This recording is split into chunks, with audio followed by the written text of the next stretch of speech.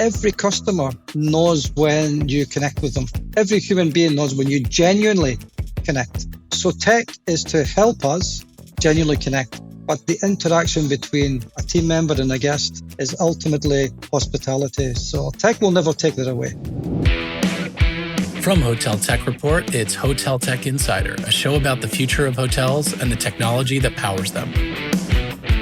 Today, we're speaking with William Costley, the Chief Operating Officer of Time Hotels. We talk through William's recent experience choosing a new revenue management system and how he ensured his team chose the best system on the market. We also learn how they work to maintain a service culture throughout their rapid expansion. William, thank you so much for being on the podcast. I'm very excited to get to know you a bit better and learn about all the exciting things you're doing at Time Hotels. To get started, I would love for you to introduce yourself, tell us about your role, a little bit about your company, and some of the things that you're working on. Sure. Well, first of all, thank you, Adrian, for the invitation.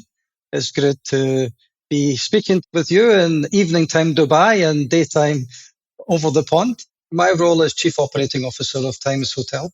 I recently joined just about 8 months ago. The key things that I've been focusing on, actually, a lot is to do with tech and how we're going to use it moving forward. But a little bit about the hotel company. So Time Hotels is a regional Middle East predominant company. It was started in Dubai about 12 years ago.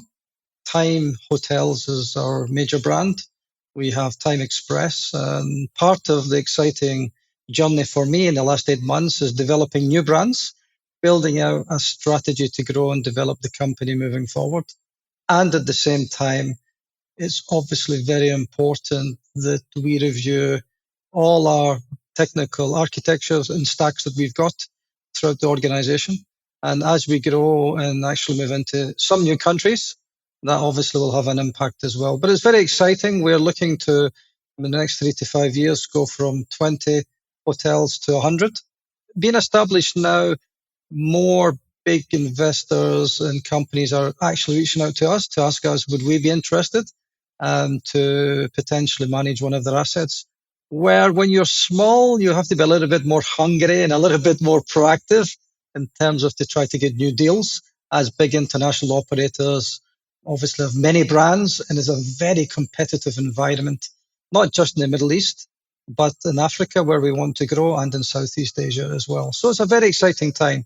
Grow the company, review our processes and systems as we expand, launch new brands into the market, and at the same time, how does our whole tech stack and our current architecture fit into that development plan as well? For the growth that you're anticipating, are those owned assets or does your company manage or franchise? How does that work?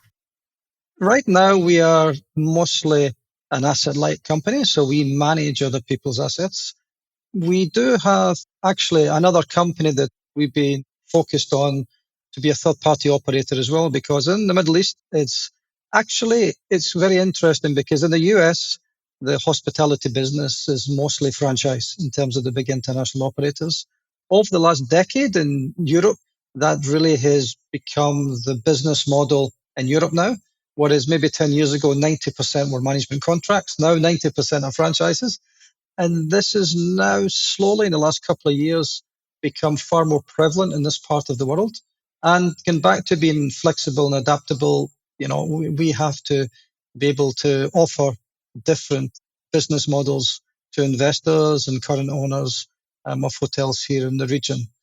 But we are asset light.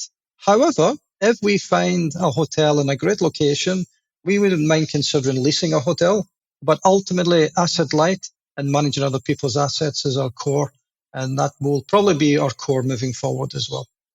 Tell me a little bit about the brand. You mentioned there's one kind of flagship brand, but you're potentially launching some other brands.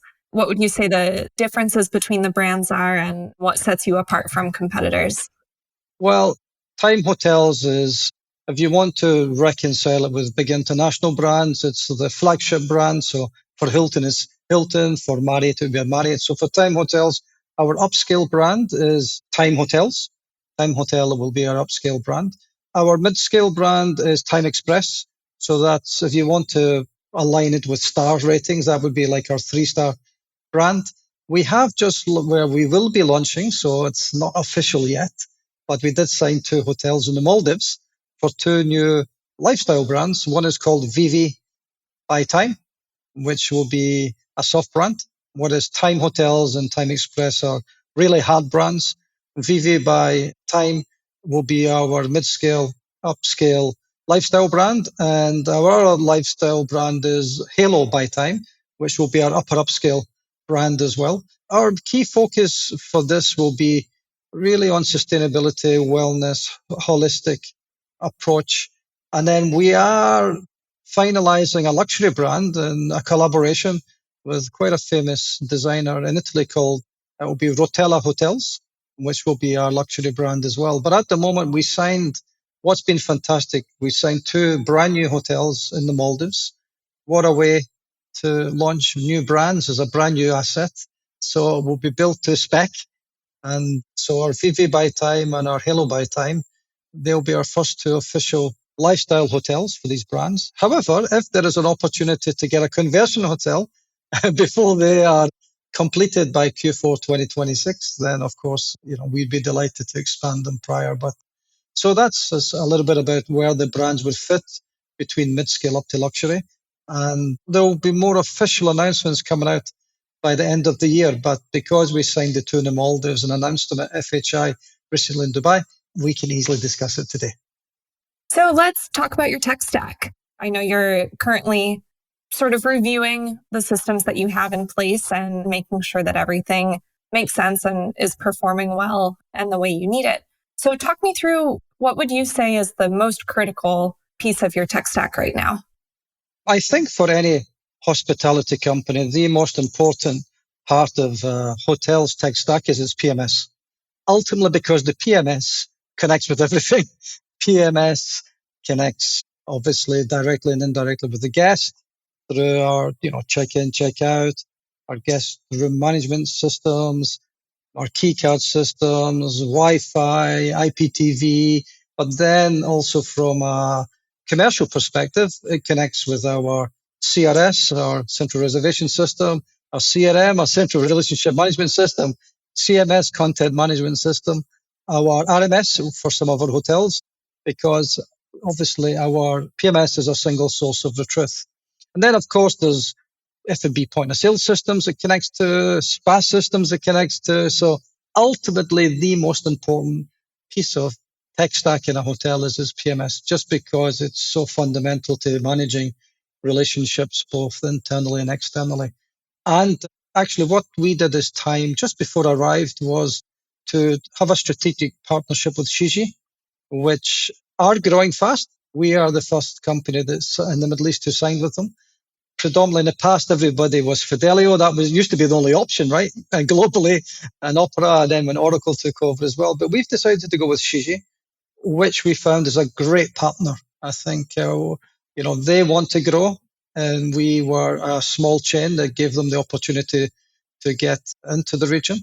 And being the first, we had built excellent relations with them, and it's really going from strength to strength. So as I mentioned earlier, if there's one thing that any new hotels that we really, really need to convince an owner is to go with Shiji as a proprietary Time Hotels PMS.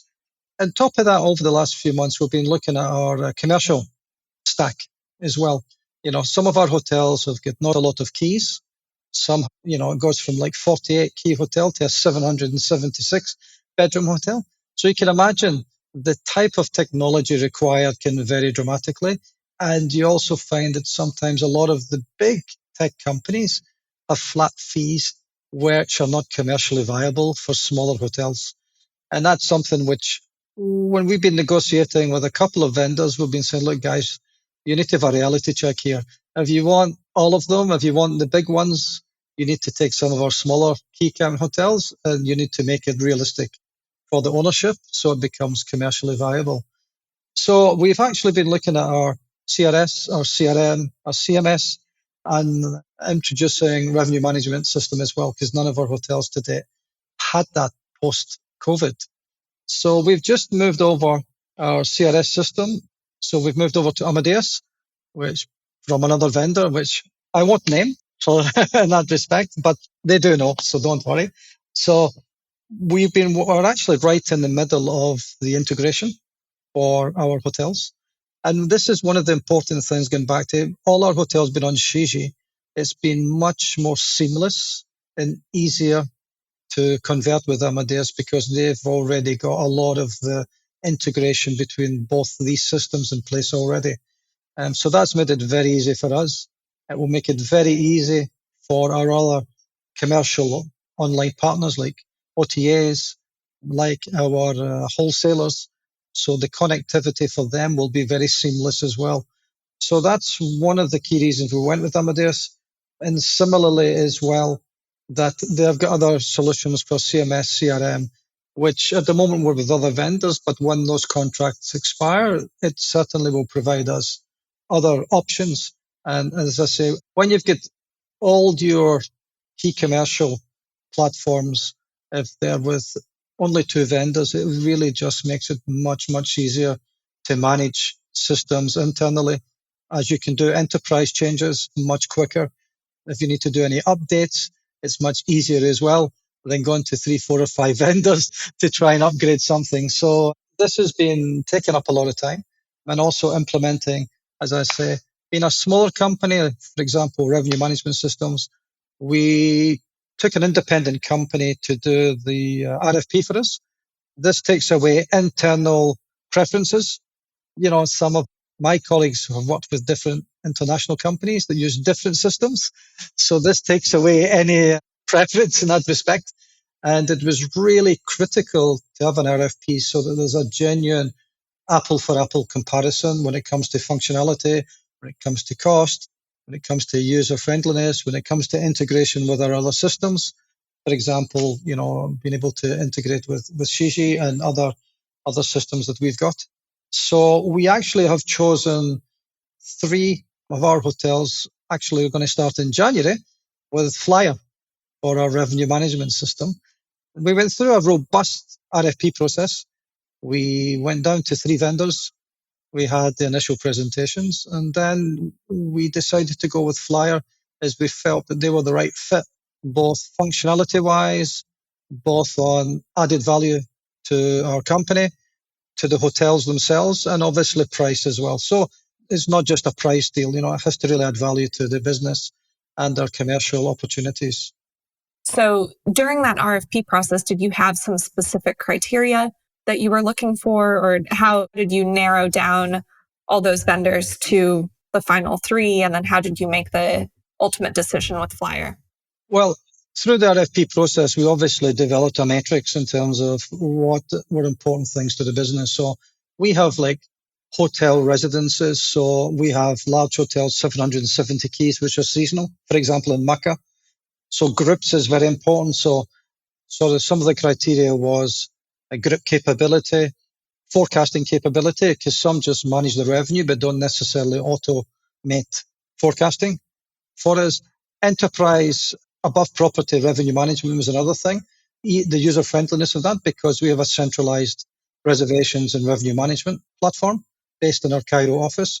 So it was looking at the user friendliness of that. Obviously, cost, training, service provision, length of contract as well, because some big vendors want you 3, 4, 5 years. And these days with tech, it can change so quickly. So we don't want to be committed, to longer terms in that respect as well, because we're a small company, and one of our advantages is we can be flexible and adaptable and agile. But if you're locked in for a 5-year contract with an almost watertight American vendor contract, it's maybe you're in for 4.5 years. You might get out 6 months earlier.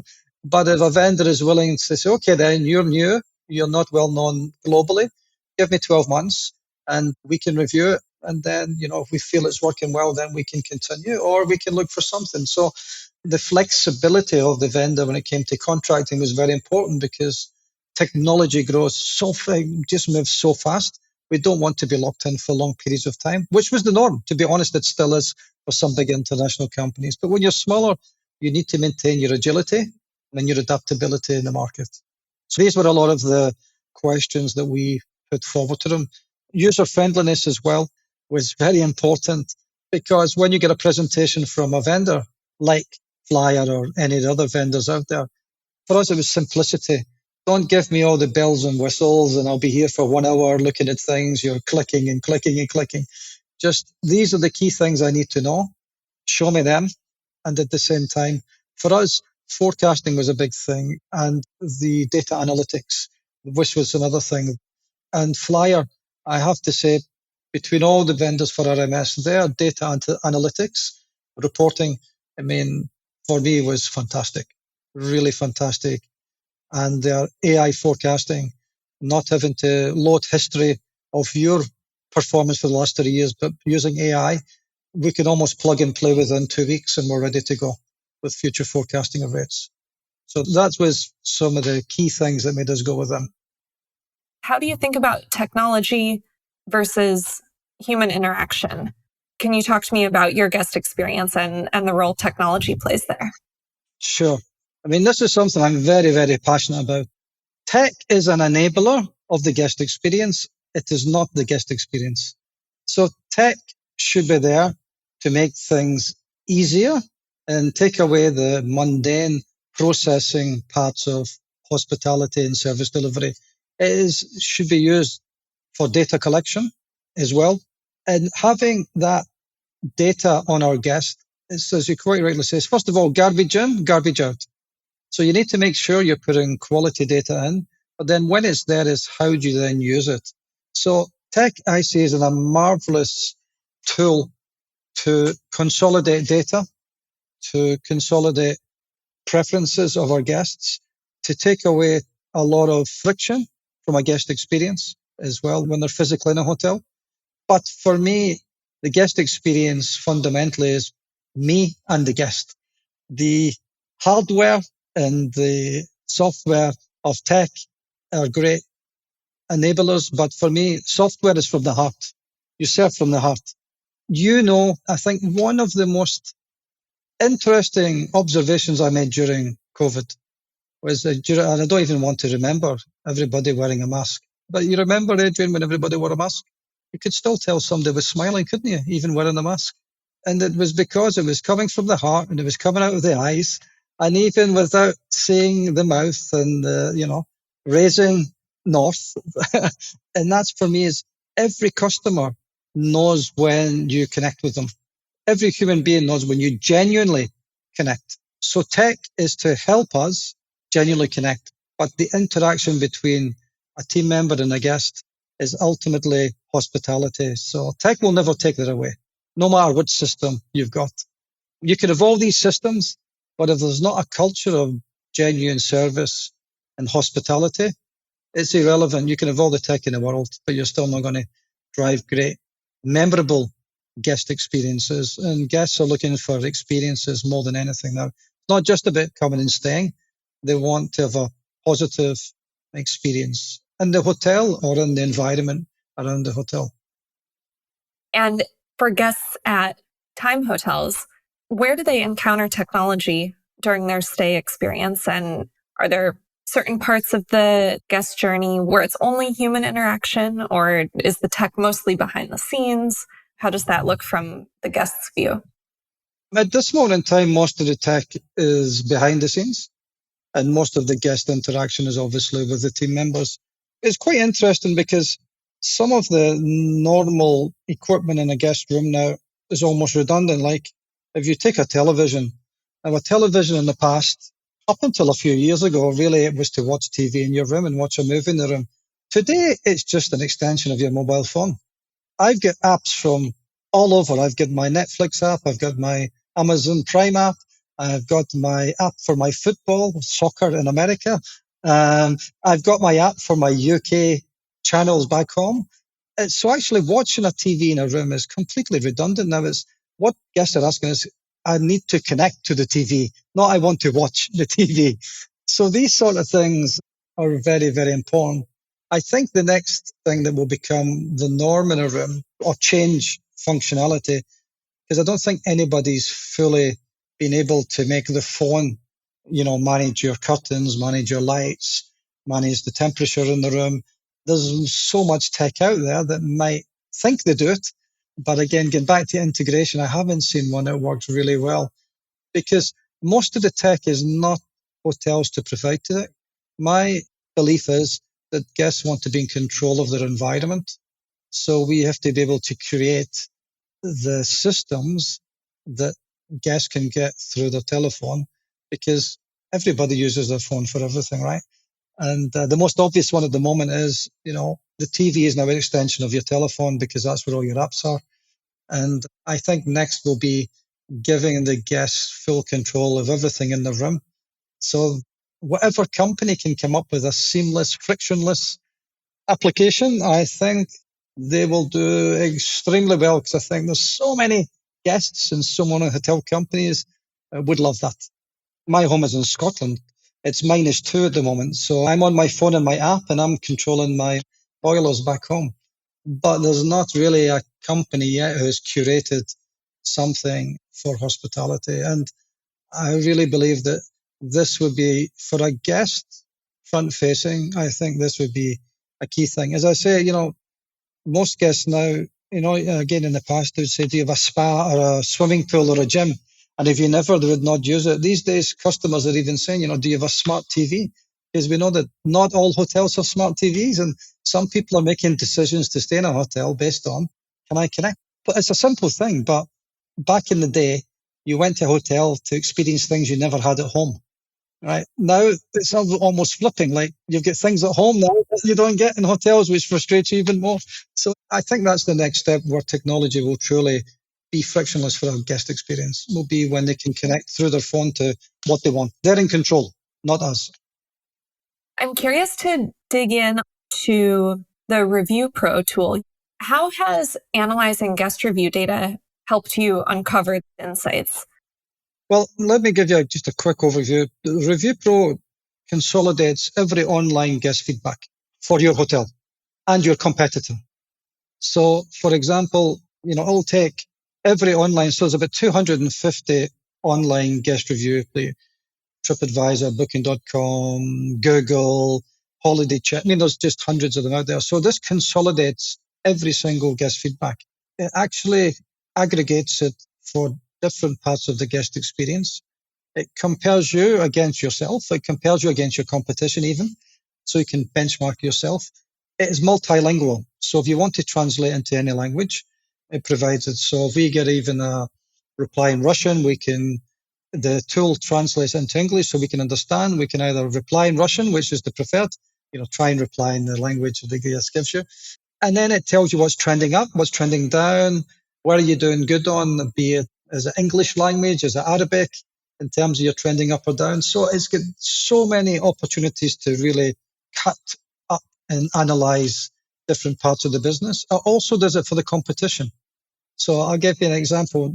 Some of your listeners would know about revenue management system, STR. So STR tells you how you compare your RevPAR against the competition. But in the past, you could only do that when you were opened. Now, when we were opening new hotels in my old company, Review Pro allows me to go and check the competition before I'm opened. So I can see their scores, what they do well, what they don't do well, even to the extent if I can find out if there's somebody named a good team member who's named on a lot of reviews, I could proactively tell my HR team, hey guys, this guy in that bar, I've seen his name so many times, go and employ him, poach him, I don't care. So actually, having your competitors' data as well can tell you what they're doing well, what they can improve. So even though if you're doing pre-opening and you want to go on sales calls, the information you've got in your competition is really powerful as well. And it allows you to have really meaningful conversations with competition. So it compares you every part of the hotel, different nationality. It gives you by nationality as well. It's just such a great aggregator of data, and it's very simple and it's very quick. You can get reports. It's live, it's dynamic, it's up to date, it refreshes by the hours, not by the days. And as I said, it's really a great pre-opening tool. And at the same time, it's the STR for guest experience. So you can really use it to really benchmark yourself against the competition, which is really good as well. So yeah, it's a great tool. I haven't seen a better tool that consolidates guest reviews than Review Pro. I'm sure there's many out there, but it would have to be really special to usurp Review Pro. And I don't get any commission from Shishi, don't worry. I want to ask just one more question. Drawing on your experience at different brands, working around the world, what would you say are one or two qualities that a hotelier should have in order to be successful today? Number one, and it's not even today, I think it's in the past, and it's in the present, and it will be in the future. You must embrace change, maybe even in life. Being able to embrace change and adapt is really, really important. Business is moving so fast, so dynamically. It's really important to embrace change. Don't fight it, because it's going to happen. It's inevitable. So it's how do you optimize and how do you drive and get competitive advantage in the change process? Been in many companies, and I've experienced companies and people within a company who haven't embraced change, and it's been painful. And I've seen people really thrive, both individually and as a company. So I think number one is really embrace change and be agile and adaptable. Number two, God gave us 2 eyes, 2 ears, and 1 mouth. And I think he was trying to tell us something, that we should listen twice as much as we speak. I think listening is a very powerful tool that is underestimated. I think in the hospitality industry, the more you listen and observe, you'll make much better decisions. You'll be far more engaging. You'll solve problems better, and you'll create truly great guest experiences because you're really listening to what the guest wants. So I think that's not, so number one is change, embrace it, and, be agile through the process. Number two is listening. And number three, again, is, just be positive. It's infectious.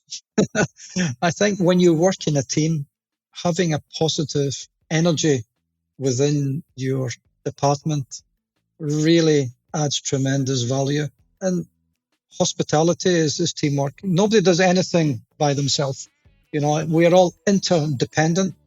And if we're all really embracing the dynamics of change and the fast pace of what's happening in our hotels, if we listen to each other and if we remain positive, we'll have a great working environment and a great environment for guests to get a great guest experience.